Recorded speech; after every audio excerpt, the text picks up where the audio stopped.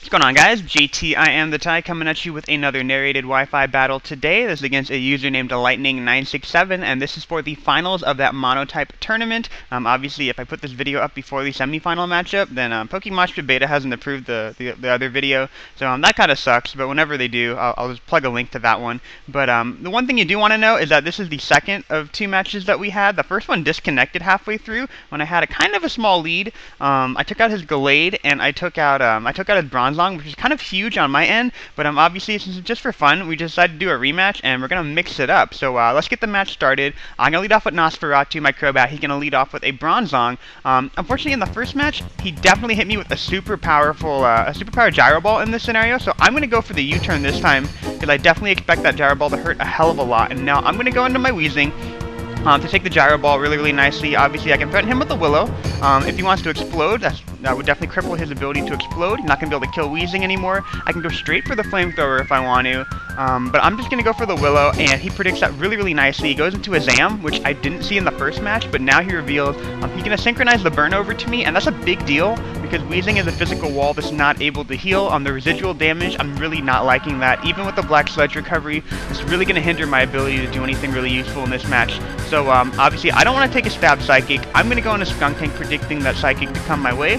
He goes for the Psychic, and that's really nice. I see the leftover recovery. I'm kind of torn in this scenario. I don't know if he's going to go for the Focus Blast. I don't know if he's going to set up a substitute, predicting a Sucker Punch. But for something tells me to just go for the Sucker Punch, because I feel like he might go for the Focus Blast, predicting to be kind of frail, and it ended up working pretty nicely for me. I think he actually missed the Focus Blast in the first match as well, so obviously that helped me a lot in this favor. It gives me the early 6-5 lead. Now, in comes the Bronzong. Skuntank really doesn't have anything to hit him with, so I'm going to go back into Weezing, obviously, predict just in case he goes for that attacking move. Now I'm really curious about what he might do in this scenario. He might be predicting another Willow. He might be predicting the Flamethrower. Last time, I went straight for the Flamethrower, and he flat out just exploded in my face. So I'm going to go into Gengar, predicting an explosion. He's going to double switch, predicting my Gengar to come in. He's going to go into Uxie this time. And at this point, I'm really curious. I know that he knows that I have an Empoleon because of the first match, so I'm thinking that he's going to go for the Yawn. Obviously, T-Wave running along with Bronzong probably isn't too likely, so I'm going to go for the Shadow Ball. I was thinking that he was going to predict the Empoleon to come in to take the Psychic, so that's why I go for the Shadow Ball, but unfortunately he goes straight for the Psychic, and that's going to do a sizable chunk. Since he does have the Stealth Rocks up, this Gengar is pretty much completely useless from this point, completely crippled it. That's a huge blow on my end. Gengar would have been really useful. Shadow Ball to hit Gallade, Shadow Ball to do some sizable damage to Jirachi would have really helped. Gengar's not going to be too useful anymore, but thankfully I am able to take out the Uxie. I'm trying to decide what he wants to do now. He's going to go into a Scizor. I was predicting a Pursuit, a Bullet Punch, a U-turn, something along those lines. The moment I click Shadow Ball, I realized, crap, what if he's a Swords Dancing set? And of course I go for the Shadow Ball. He stays in, and he goes for the Swords Dance, and I'm like, wow, I'm so boned right here. Unfortunately, I'm sitting here. If he gets up to +4, game over for me. Flat out, that's just a huge misplay on my part. But he's afraid that if he gets greedy and goes for another Swords Dance, then I'm going to have some priority. I'm going to take him out on the next turn because of this Bidef drop. So he decides not to go greedy. Thankfully, he kills me off with a Bullet Punch. I can still go into Weezing at this point. That little bobble doesn't cost me the match. He can go for the Bullet Punch. I know that Weezing can take the Bullet Punch when it's only a +2.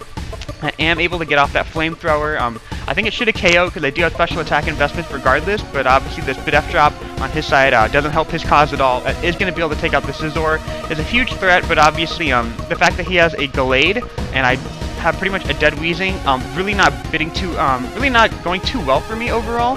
There's not a whole lot I can do in this scenario, and he still has a Bronzong, and this is the only guy on my team that has a Fire move. So he goes into a Jirachi. I was like, are you kidding me? You have 3 Steel types and your team is Psychic? I couldn't have got a worse type matchup in this in the finals. So I have to let him sacrifice the Weezing. He might be a Choice Scarf set. I don't want him to trick it onto somebody just in case. So I'm going to go back into Crobat, and because I saw the Thunderbolt, I think he might be one of those sub-comm minding sets. He might be one of those like wish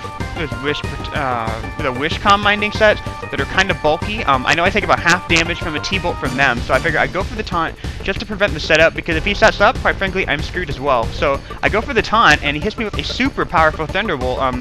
I don't think it's Spec though, because obviously if he Spec'd, I think he would have just flat out killed me, but I have no idea what it is, but that was way more powerful than I was expecting at this point, because Crobat is at such low health, and I can't really root stall him to get back up to a point where I can switch out. Gotta go for the Brave Bird. I really wish I had Super Fang in this scenario, but I just really like Brave Bird in terms of actually being able to kill people. So, in comes Skunk Tank again, obviously, and I have to go for the Sucker Punch here. This is pretty much the best option I have. There's no fire attack I can hit him with. To my knowledge, there's no ground attack left on this team either, because I don't think I even pack a ground attack. And he's going to go for the T-Bolt. It's going to do a pretty sizable chunk, but because Skunk Tank has a pretty nice HP stat, he's still able to take that pretty decently. And he's going to predict my Sucker Punch in this scenario. I was thinking about going for Pursuit, but I actually still thought that he could live a Sucker Punch. So maybe he didn't want to gamble with the min and the max damage there. Goes into Bronze Zong predicting the Sucker Punch. It works out pretty well, and I go for the Sucker Punch on the Zong, and it does a lot of damage. Lady Luck gives me a critical hit in this scenario, but I would definitely rather have a Wheezing, because the ability to hit him with a Flamethrower would be much more useful. So he's able to take out the Skunk Tank here. I'm in a lot of trouble. I'm going to go into Empoleon, I believe, in this scenario, but I'm trying to debate whether I should go for the Stealth Rocks, but I know that Gallade and Jirachi both resist the Stealth Rocks in this scenario, and he's going to go for an Earthquake. He might get a critical hit, and that would definitely KO me, so I don't want to risk it. I just go for the Surf in this scenario, but unfortunately, both of the guys threatened the rest of my team, and there's really not a whole lot I can do about it. He goes into Gallade. I got no one to take close combat. Crobat, Wheezing, and Gengar are all down, so having the Gengar would have been so helpful in this scenario, but I got no one to go to take a close combat. I got to leave the Empoleon in his fodder. I know the close combat's going to take me out, even though I have almost close to max HP. But obviously, I'm down to my last guy, I believe. I got my Toxicroak, and unfortunately, Toxicroak's been like the LVP of this entire tournament. I was thinking that if he killed me off with the Gallade with a Psycho Cut, at least it'll look cool. So I go for the Sucker Punch just to get some damage, and he just flat out switches into Jirachi, and he denies me of my chance to be killed in a cool fashion. He goes into a Jirachi, and I'm like, well, this is uncool, because I've been killed by a Jirachi before, so that's totally not fun. But he's going to go for the Psychic. Even if I went for the Sucker Punch, I don't think it would have killed based on how much Skunk Tank was doing, because I'm running Black Sludge on this guy, I'm not running Life Orb, so that's going to be the game. But obviously, I believe that's a 2-0 in his favor, but I thought that was a hell of a lot of fun. Obviously, when you run into a Psychic and a Steel team with the Poison team, things tend not to go your way, but I felt like it was a hell of a lot of fun to play that game. I hope you guys enjoyed that video. Definitely feel free to click that like button if you did, and yeah. Obviously, if the semifinals aren't up sometime soon, then maybe I'll just throw it on the channel. I don't care, but I hope you guys enjoy. I'll catch you another time. Bye.